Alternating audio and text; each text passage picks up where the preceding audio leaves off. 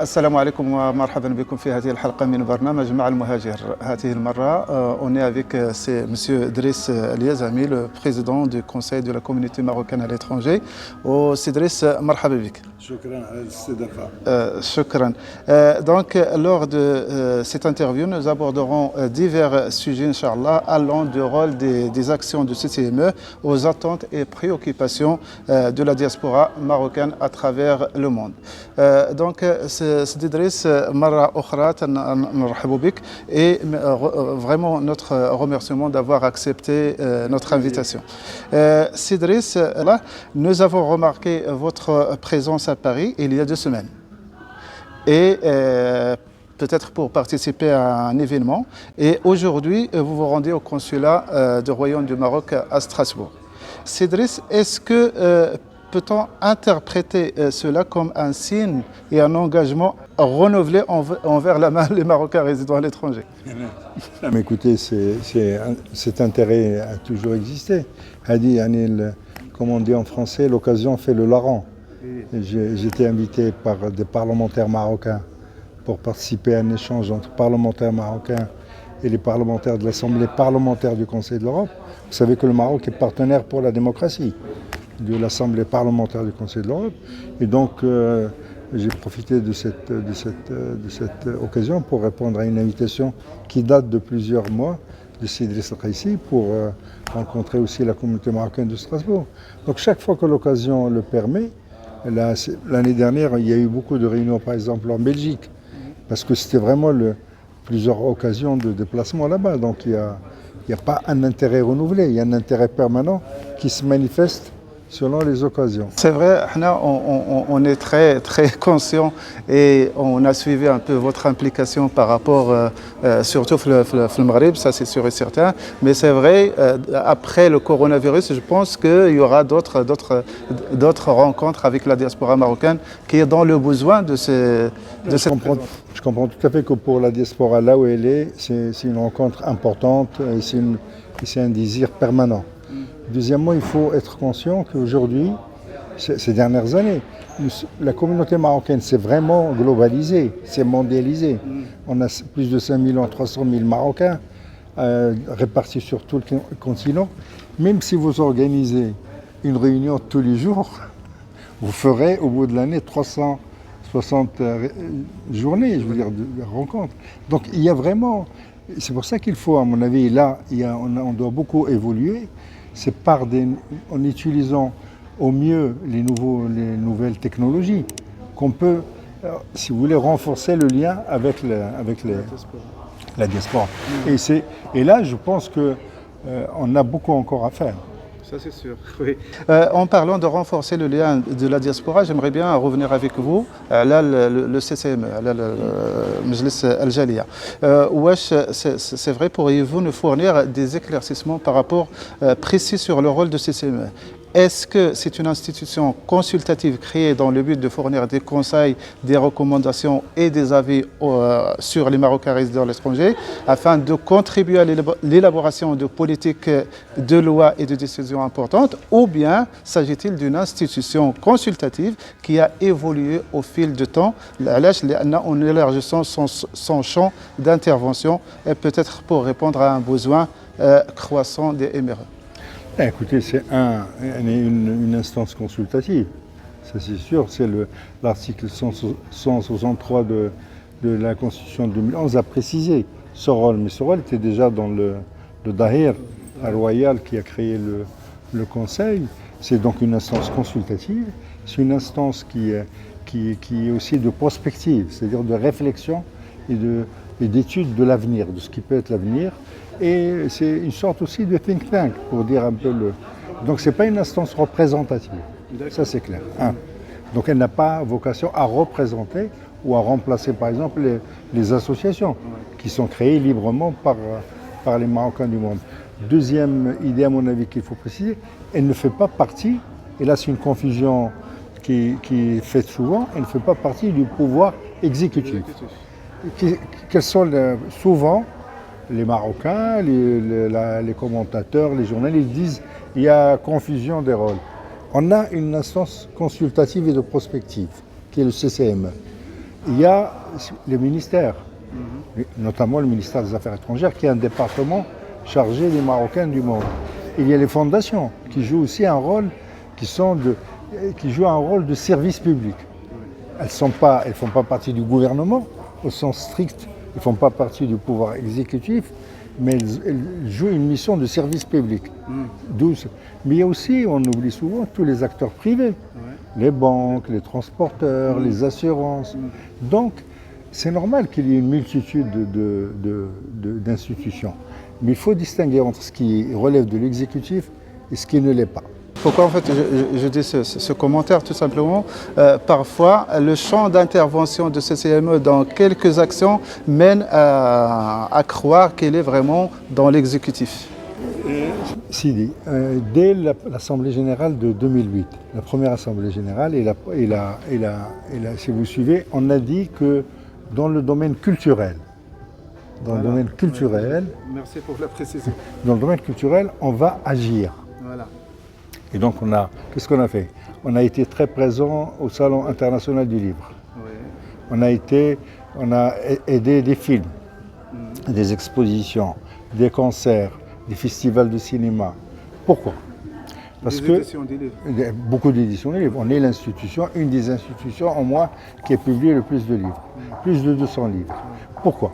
Parce qu'on est convaincu, et je suis encore convaincu aujourd'hui, que la culture est le principal vecteur du lien entre l'immigration et le Maroc, dans les deux sens. C'est-à-dire qu'on voulait montrer de manière expérimentale qu'il faut amener les cultures du Maroc dans l'immigration et amener les cultures de l'immigration au Maroc. Par exemple, là, on vient de sortir un coffret de 7 romans de romancières femmes franco-marocaines. On vient juste de le publier avec le Fennec. Pour montrer quoi? Que la littérature aujourd'hui de l'immigration se féminise. Oui. Il y a les Slimani. Deux, qu'on continue à produire aujourd'hui. Tout le monde pensait que la littérature marocaine d'expression française allait s'éteindre.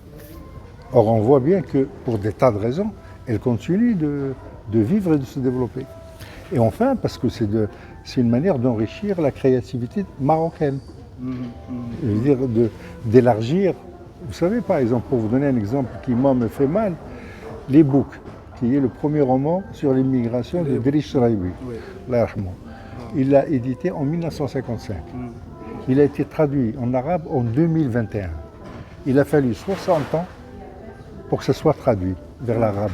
Est-ce qu'on va attendre maintenant, par exemple, pour traduire toute la littérature que l'immigration marocaine fait aujourd'hui en français vers l'arabe? On va attendre 60 ans encore. Donc, le CCME a agi dans le domaine culturel à titre expérimental.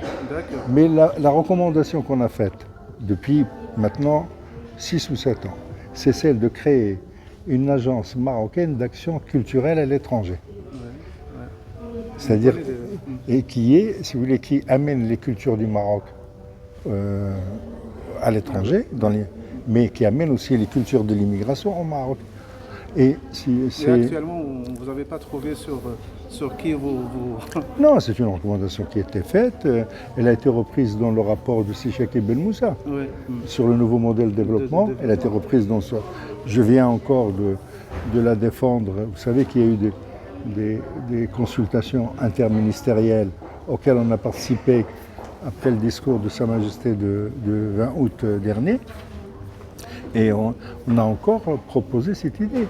Et j'espère qu'elle verra le jour. Donc pour les associations, quel genre d'associations qui peuvent vous solliciter pour un partenariat, une collaboration Toutes les associations. Écoutez, parce que vous avez parlé de culturel. Absolument, dans le domaine culturel. Et on continue de le faire. Cette année, on a au moins aidé 5 films à être financés. Ce sont des petits financements, mais qui ont joué un rôle important. Bien évidemment, il y a l'édition de livres. Il y a eu la manifestation de Diwan Awards à Bruxelles et les trophées des Marocains du monde à Marrakech. Il y a eu toutes les associations peuvent nous solliciter. Il faut on peut être qu'un cofinanceur. Il ne peut pas être. 3, il faut que les associations obéissent aux règles minimales de vie démocratique et qu'elles présentent les documents qu'il faut. Par exemple, si une association n'a pas de rapport moral ou de rapport financier sur ses activités de l'année dernière. Oui, pourquoi je dis ça? Parce que c'est vrai, et il est de plus en plus fréquent de dire que le CCME est perçu comme l'instance des élites, accordant davantage d'attention aux compétences contre préoccupations des MRE, notamment les problèmes liés à la justice ou bien les spoliations ou bien les produits d'administration. Très bien. Alors, bon, ce n'est pas une insulte que de s'occuper des compétences marocaines. Heureusement, alhamdoulilah, lorsque moi j'ai émigré dans les années 70 du siècle dernier, lorsqu'on pensait à un Marocain étranger, on pensait à quelqu'un qui est analphabète, qui vient de la campagne, qui travaille pour gagner la vie de sa vie et de sa famille, et qui ne parlait pas la langue du pays de résidence. Alhamdoulilah, d'abord, on a 20% des Marocains du monde, c'est Bac plus 6. Donc c'est un motif de fierté et c'est aussi une opportunité extraordinaire pour nous aider à nous développer. Parce qu'on doit développer le Maroc. On a beaucoup avancé, mais on a encore des défis énormes. Et donc vous savez, il y a cette phrase de Kennedy, je crois que c'est Kennedy, John Kennedy, qui disait ne demande pas ce que ton pays fait pour toi, mais demande-toi ce que tu fais pour ton pays. Donc on a une responsabilité vis-à-vis des nouvelles générations, vis-à-vis de ces millions de jeunes Marocains qui aspirent à une vie décente. Et donc s'occuper des élites, ce n'est pas une insulte pour moi, c'est une très bonne chose. Alors, sur les autres problèmes, lorsque vous avez, on est conscient que il y a d'immenses problèmes que le quotidien que les Marocains connaissent. Mais par exemple, vous venez de me parler de la justice. Est-ce que j'ai le droit d'intervenir dans les affaires de justice? Non. Bon, si vous voulez, mais vous pouvez, justement, c'est dans le rôle de CCME, peut-être vous allez, à force de recevoir des plaintes ou des problèmes des MRE, c'est là peut-être que vous pouvez faire une recommandation et vous pouvez intervenir autrement. Là, par exemple, si vous voulez, dans le cadre des consultations qu'on a suivies, comme je disais, le discours de Sa Majesté le Roi du 20 août 2022, il y a eu un groupe de travail animé par le médiateur du royaume, qui a travaillé sur ces questions, si vous voulez, quotidiennes, les problèmes avec Je donne un exemple. Aujourd'hui, pour la prise des rendez-vous dans les consulats, cela se fait par une plateforme électronique. Voilà. Une des choses sur lesquelles on a attiré l'attention, c'est que les personnes âgées marocaines de l'immigration peuvent être écartées et discriminés par ce système. C'est tellement clair que... Donc, c'est pour ça qu'on a préconisé le maintien pour les personnes âgées et qui n'ont pas accès à Internet de la prise de rendez-vous directe. Si vous voulez, moi, si vous voulez, depuis longtemps, on préconise par exemple que le personnel dans les consulats soit recruté parmi les enfants de l'immigration, qui ne parlent pas nécessairement l'arabe ou le français, qui est souvent la langue de l'administration marocaine. Donc il y a beaucoup de choses à améliorer, c'est sûr. D'accord. Mais j'ai déjà entendu que vous parlez souvent de travailler en collaboration et plutôt c'est une responsabilité collective. Parfois vous faites allusion au gouvernement ou d'autres instances pour traiter les... Si vous voulez, la bonne gouvernance, vous savez, on parle beaucoup aujourd'hui au niveau mondial de la bonne gouvernance. La bonne gouvernance, c'est que chacun fasse ce qu'il doit faire et que ce qu'il doit faire. Exactement. Donc, moi je pense qu'une partie des problèmes peuvent se régler par l'action collective des Marocains eux-mêmes, dans les pays de résidence. Si vous voulez, il y a toute une série de problèmes, de discrimination qui sont subis par les communautés marocaines, comme d'autres communautés d'ailleurs, et qui ne peuvent être réglés que par l'action de ces communautés. Si vous voulez, moi je fais partie d'une génération il n'y avait pas le droit d'association. Ça ne nous empêchait pas de faire des manifestations, de faire des marches, de faire des pétitions, d'écrire des articles, de créer des journaux, des radios. aujourd'hui des sites. Vous n'avez pas attendu qu'on vienne vous dire qu'il faut créer un site. Voilà, justement. Ça veut dire que vous demandez à la diaspora ou aux Marocains résidant à l'étranger de s'organiser dans des associations, de s'organiser dans des collectifs pour revendiquer. Absolument. Et de rentrer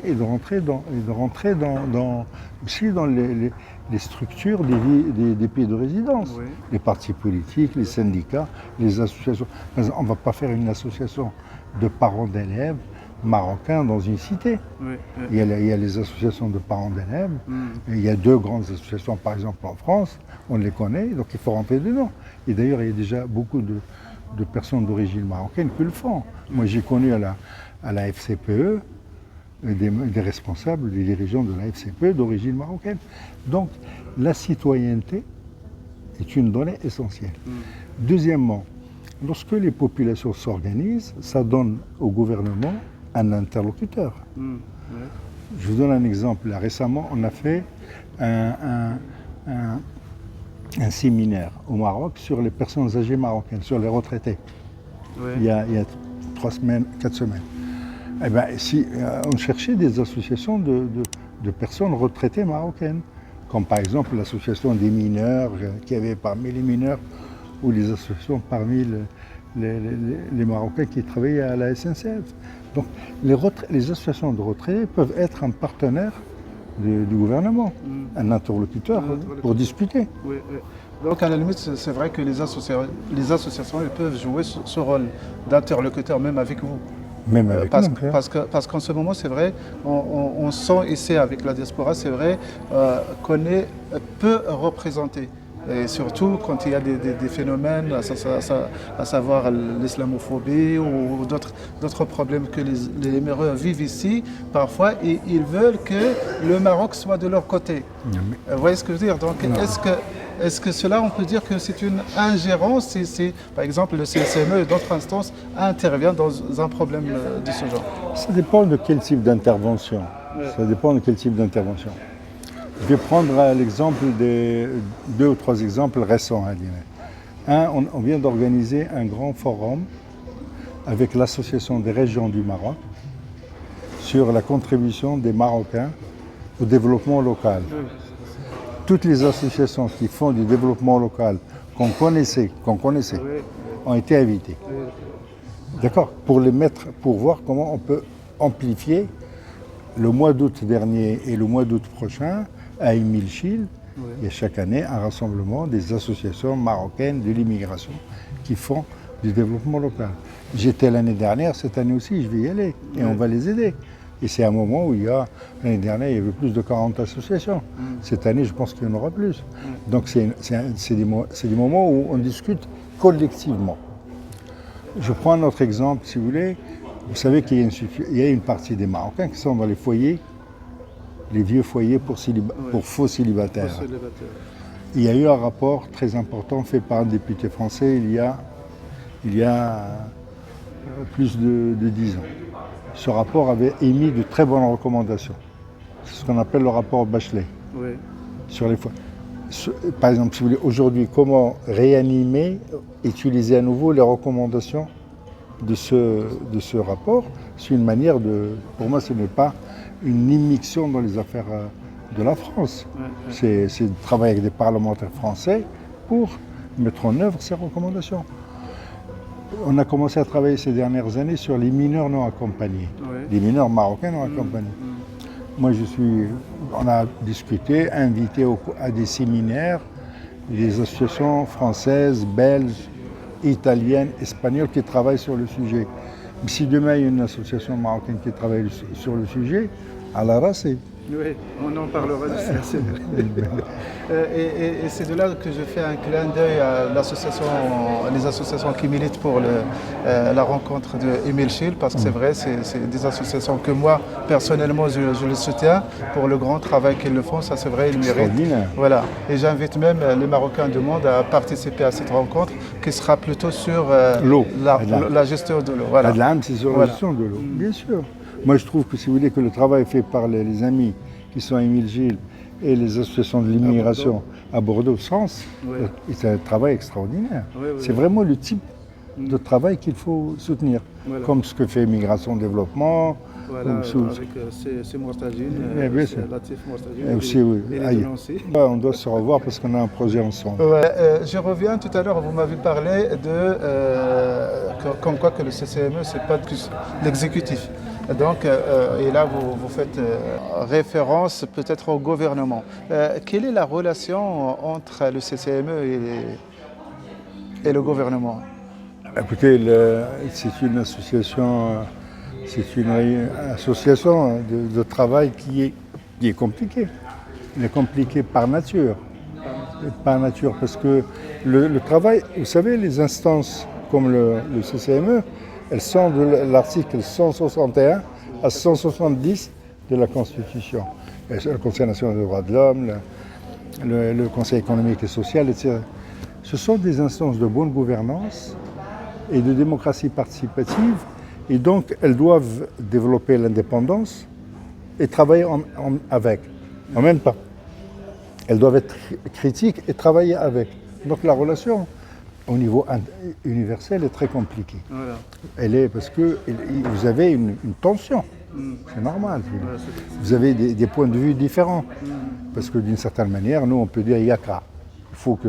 Ouais. Alors que lorsqu'on gère les choses, c'est plus compliqué. C'est très Bien évidemment. compliqué. Ouais. Donc, alors, si vous voulez, mais surtout, là où on a essayé d'agir, mais depuis le début, c'est d'essayer de changer les perceptions. Ouais. Si vous voulez, parce que les perceptions disons, du pouvoir exécutif, de manière générale, ça n'a rien à voir avec l'appartenance politique. Voilà. Ce sont des perceptions de l'immigration qui sont un peu anciennes. Grosso modo, on est encore en train de penser, je vais vous donner un exemple très simple, avec Cyril Miraoui, on a organisé une journée avec les universitaires marocains et les compétences marocaines internationales. La moitié des journaux qui ont parlé de cette rencontre au Maroc ont mis une photo d'une voiture en train de sortir d'un bateau rempli de bagages. C'est toujours la même perception des Marocains. Alors, on est en train de communiquer, est clair. Ouais. C'est une rencontre sur la contribution des Marocains hautement qualifiés à l'université et à la recherche. Et vous avez une voiture. Ça montre. Moi, j'ai fait l'article, mais j'ai mis la photo de Semiraoui, votre présence aussi. Donc, C'est pour vous dire, ça c'est vrai, parfois il faut jouer sur l'image. Non, mais parce que l'image, la elle révèle. perception, voilà. Donc l'idée, c'est de dire... Alors, je pense que la perception est en train de changer. Et je crois que, par exemple, le Qatar, les Lions de l'Atlas ont joué un rôle incroyable. Ouais. Parce que les Marocains, d'une certaine manière, ont découvert 5 nationalités. Ouais. Les enfants des Marocains du monde, c'était 5 nationalités différentes. Et donc on a découvert aussi, peut-être que ça a montré aussi la possibilité, de manière concrète, la possibilité que les Marocains du monde peuvent jouer dans le développement du pays. Ce qu'on a fait dans le foot, on peut le faire dans d'autres domaines, théoriquement. En parlant de après le Qatar, c'est vrai, on a remarqué d'ailleurs ça, les consuls ils peuvent vous le confirmer, que là, en début des vacances, il y a un nombre important des Marocains qui sont passés au consulat pour renouveler leur passeport marocain. Et là, c'est vrai, on s'est demandé, est-ce que c'est parce que, grâce à la réalisation des footballeurs, des Lions, ou bien parce qu'en fait, la France, elle donne des rendez-vous qui sont trop loin. Voilà, donc on est en train de... Vraiment, la dernière fois, j'ai voulu faire une interview avec ceux qui se sont présentés au consulat. Vraiment, j'aimerais bien savoir. Mais la plupart, ils m'ont parlé que ce besoin d'appartenance. Vous voyez, et c'est là que je me suis dit, est-ce que peut-être ça nous donne des signaux pour qu'on puisse travailler plus l'identité marocaine ici? C'est clair que c'est une opportunité extraordinaire, si vous voulez, parce que c'est une démonstration énorme de tout ce qu'on peut faire. Oui. Ça a montré ce que, si vous voulez, la synthèse, moi ce que j'appelle une synthèse du Maroc et des Marocains du monde peut donner. Oui. Ça peut donner dans la recherche, ça peut donner dans d'autres domaines. C'est aussi un sentiment ça nourrit le sentiment de fierté et d'appartenance. Et on sait que lorsque le Maroc réussit, si vous voulez, le sentiment d'appartenance se renforce, Voilà. quel que soit le domaine. Moi, j'ai vécu le moment où le Maroc faisait l'instance équité et réconciliation, Oui. la commission de vérité marocaine, et je voyais tout le temps que les Marocains du monde que je rencontrais étaient très fiers de cette expérience marocaine. Et moi, si je suis rentré au Maroc, c'est parce que je voulais participer à cette expérience. Exact. Parce que j'avais ma vie en France, moi, si vous voulez. C'est parce qu'il y avait une belle opportunité de contribuer à édifier, à construire un Maroc nouveau. Et donc, je pense qu'il y aura probablement des centaines de milliers d'enfants qui voudront faire du foot aujourd'hui. Et je crois que c'est et que ce rêve, là, il est là-bas et ici. Voilà. Et là, avant de terminer, Driss, est-ce que vous pouvez nous donner des informations sur les suites données aux instructions de Sa Majesté annoncées dans son dernier discours à l'occasion du 69e anniversaire de la Révolution de rois et de peuple, notamment en ce qui concerne la création d'un mécanisme chargé d'accompagner les MRE, les compétences. Ce qui s'est passé, c'est que le discours a été fait. Le discours royal a été fait le 20 août. Monsieur le chef du gouvernement, c'est Abdelaziz Arnouch, a réuni la commission interministérielle du chargé de l'immigration le 30 août. Et donc, à partir de cela, il y a eu la constitution de 5 groupes de travail qui ont travaillé jusqu'en décembre 22. Ces 5 groupes de travail thématiques, en tout cas en ce qui concerne le Conseil de la communauté marocaine étrangère, on a participé aux 5 groupes de travail. Les 5 groupes de travail, on a suivi et on a rédigé, on a fourni notre point de vue de manière écrite. Ouais. Les groupes de travail ont rendu leurs conclusions et il y a eu, il y a un mois, la réunion à nouveau de la commission interministérielle sous la présidence de C. Arnouch et à moi, pour voir les conclusions principales. Il y a encore des discussions sur quelques sujets. Et si vous voulez, je ne peux pas, moi, à la place de M. le chef du gouvernement, rendre public les propositions qui ont été faites. Mais en tout état de cause, ce qui a été décidé et annoncé durant cette réunion par M. le chef du gouvernement, c'est que ces conclusions vont être transmises à Sa Majesté, le roi, ses propositions, et on verra ce qui en sortira, si vous voulez. Mais ce que je peux dire déjà, c'est que nous, on a défendu plusieurs idées, et une des idées qu'on a défendues, c'est l'adoption rapide d'une loi concernant le Conseil de la communauté marocaine à l'étranger. Voilà, ouais, c'est ça. Tout le monde est d'accord sur cette idée. Un projet de loi est déjà prêt. Oui. Et donc il va être adopté j'espère, très rapidement par le gouvernement et présenté au Parlement pour que le Parlement... Juste pour éclairer un peu cette idée, il y a pas mal de personnes qui croient que le CCME va disparaître. Non. C'est une instance constitutionnelle. Voilà. Ce qu'on a gagné en 2011, c'est qu'il y avait la création d'une instance par un décret royal. Maintenant, c'est une instance constitutionnelle par l'article 163. Donc, on ne peut pas faire disparaître. Voilà, mais le dernier article de la Constitution de 2011, l'article 180, dit que les institutions qui ont été créées par daïra royal doivent être créées à nouveau par une loi. D'accord, une loi. Parce qu'aujourd'hui, dans la Constitution de 2011, le Parlement marocain est la seule source de la loi. Oui. C'est la seule. Donc, il va être renforcé, si vous voulez. Il va y avoir une loi qui est déjà prête, le projet de loi est déjà prêt, et qui va donc être adopté par le gouvernement et discuté publiquement au Parlement. Donc on peut dire que certes il ne va pas disparaître, mais plutôt il y aura une modification peut-être dans l'équipe. Ah c'est sûr, ça c'est sûr. Enfin, je veux dire, et vous envisagez un agrandissement, quelque chose comme ça? Écoutez, il revient c'est le Parlement qui adopte les lois, dans le projet de loi, comme toutes les autres instances constitutionnelles. Les sources, les autorités qui vont nommer vont être plus nombreuses. Voilà. Il va y avoir Sa Majesté le Roi, le chef du gouvernement, et les deux présidents des deux chambres, grosso modo. Mais on peut envisager des modifications et des amendements au moment de la discussion au Parlement. Mais l'idée principale, c'est que même si vous créez un conseil où il y a 300 personnes, la majorité des talents marocains vont rester à l'extérieur. Il y a aujourd'hui, on a une population de 5 300 000 minimum. Deuxièmement, il y a, alhamdoulilah, des dizaines de milliers de talents dans tous les domaines. Ouais. Donc même si vous créez un conseil où il y a 400 personnes, il y aura la majorité, l'écrasante majorité va être à l'extérieur. Donc, depuis le début, j'ai dit une chose, c'est que l'enjeu, c'est pas d'être dans le conseil. C'est quels sont les liens, les partenariats, les collaborations, c'est ça l'enjeu. Parce que, et c'est, par exemple, lorsqu'on va discuter, moi je connais aujourd'hui des milliers de compétences, moi déjà. Et donc, c'est comment on bâtit des nouvelles relations.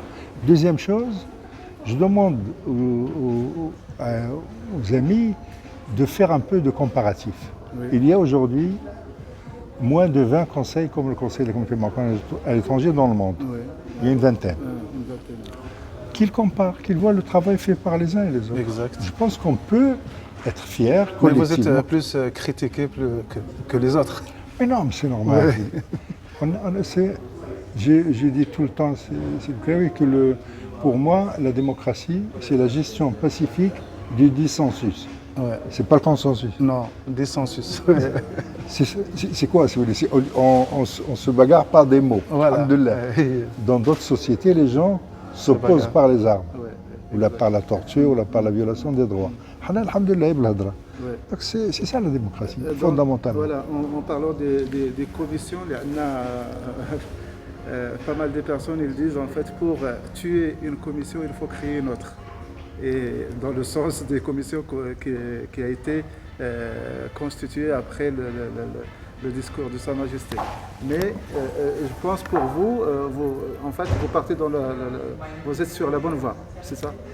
Oui, si vous voulez, Sa Majesté, le chef de l'État, et d'après la Constitution, c'est sa grande responsabilité, sa première responsabilité, c'est les grandes orientations. Oui. Donc il dit, il a pris conscience des mutations de la diaspora. Deuxièmement, de certains mauvais fonctionnements, parce qu'on a affaire à un travail humain. Oui. C'est du travail humain après tout. Donc il y a nécessairement des choses à prendre. Il dit qu'il faut faire le bilan et aller vers l'avant en créant un certain nombre peut-être d'outils. Par exemple, je vous dis, nous on a proposé la création d'une agence marocaine d'action culturelle, par exemple. Donc voilà, donc c'est ça, pour moi c'est un fonctionnement démocratique. Je comprends que les gens soient un peu impatients, bien sûr. Ça fait 10 mois qu'il y a eu le discours, donc il faut aller plus vite, je le comprends, tout à fait. Et moi-même je le demande, ça fait plusieurs années que je demande une loi pour le CCME et un changement d'équipe. Je pense qu'il est légitime qu'il y ait de nouveaux responsables au CCME. Bon, c'est pas à moi de décider, mais je pense que c'est normal, si vous voulez, qu'il y ait un jeune de l'immigration qui est né au moment où j'étais nommé, il a 18 ans aujourd'hui. C'est normal. Donc, vous voulez dire que vous allez partir, non? C'est pas moi, si vous voulez, je ne suis pas maître de la décision, alhamdoulilah, mais je dis simplement que le changement est une bonne chose, au moment où il faut. Et Sa Majesté jugera après l'adoption de la loi. Et quand vous parlez de ce changement, est-ce qu'il va toucher juste le CCME ou bien plus les autres instances comme la Fondation Hassan II, comme le ministère qu'on n'a pas encore, on n'a pas de ministre délégué, donc vous parlez qu'il y aura un changement par rapport aux 3 ou les 4, parce qu'on commence à voir aussi le Conseil économique et social qui commence aussi à intervenir par rapport aux fait de Magharibat al-Alam. J'ai eu l'honneur de participer à l'écriture de la Constitution, du projet de Constitution 2011. Il y a un article qui dit clairement que les enfants, enfin que les représentants de l'immigration doivent faire partie de toutes les institutions. Ok, donc C'est là on revient sur la représentativité là, il y a des Marocains. donc, le CNDH, toutes les... Donc, c'est une bonne chose qu'il y ait, et j'espère qu'il y aura plus de... c'est déjà le cas, dans le Conseil supérieur de l'enseignement, il y a des Marocains de l'étranger. Donc, c'est une bonne chose. Tout le monde est d'accord qu'il faut une mise à plat du statut de la Fondation Hassan II. Voilà. S'il faut... et donc, là aussi, ça a été discuté, et il y a des idées dans ce domaine. Et le renforcement de la commission interministérielle, Voilà. ce qui est une commission interministérielle, le renforcement de cette commission semble important. Parce que le problème n'est pas d'avoir plusieurs intervenants, c'est la coordination entre les intervenants. Donc tout le monde est d'accord là-dessus. Et ce sont des leçons apprises de l'expérience. Monsieur le Président, pour terminer, pourriez-vous nous fournir des informations, j'espère rassurantes, concernant l'échange automatique de renseignements relatifs aux comptes financiers avec les pays de l'OCDE? Écoutez, il y a une convention qui a été signée, elle est dans le processus de ratification au Parlement marocain. Donc elle n'est pas encore ratifiée, donc elle n'est pas entrée en vigueur. Troisièmement, je pense que tous les Marocains du monde et les Marocains du Maroc sont pour que leur pays devienne un pays transparent, inséré dans l'économie mondiale et avec un système bancaire dont tout le monde est fier et qui est un outil pour le développement. Et il ne peut pas y avoir de développement du Maroc sans une insertion dans la finance internationale. Tous les gens qui appliquent la loi n'ont rien à craindre. Et vous êtes bien oui. Voilà, donc je veux dire, je ne crois pas que les Marocains du monde étaient en train de violer la loi et que maintenant ils vont craindre quelque chose. Et vous êtes d'avis avec moi que le gouvernement doit communiquer sur cette affaire, au moins pour rassurer ou plutôt sensibiliser, je ne sais pas, trouver le... C'est plus que nécessaire. Si vous voulez, un des problèmes qu'on peut critiquer de manière générale concernant nos institutions, y compris parfois le CCAM, si vous voulez, on n'a pas encore pris conscience suffisamment de l'importance de la communication. C'est vrai. C'est-à-dire, communiquer, on ne sait pas faire de la communication, on sait faire parfois de la propagande, mais de la bonne communication dans un monde connecté, surconnecté, hyper connecté, on ne sait pas faire. Oui. Qui travaille dans la communication et que c'est vrai que peine à trouver de l'information. Absolument, les journalistes. Parfois, comme je vous ai expliqué déjà, c'est vrai, notre objectif c'est de mettre en valeur le travail qu'ils font les institutions, mais malheureusement, parfois on trouve... Non, mais je sais, si vous voulez, moi je le vis parce que je veux dire, généralement j'essaie d'être joignable par les journalistes. Je veux dire, mon téléphone n'est pas un secret d'État, donc il n'a pas changé, mais on ne sait pas faire. Et je crois que dans ce domaine, un peu de communication n'aurait pas fait de mal. Merci beaucoup Cédric d'avoir pris le temps de répondre à nos questions. Un plaisir Sidi. يمكن في إيميل شيل. Voilà, في إيميل شيل نلقاو إن شاء الله. Moi je vais y aller. مرحبا بالمغاربة كاملين لإيميل شيل. C'est vrai, c'est un moment agréable en fait qu'on peut passer avec sur les beaux paysages de Émile Chine. Merci beaucoup Cédric. بارك الله فيك الله يحفظك.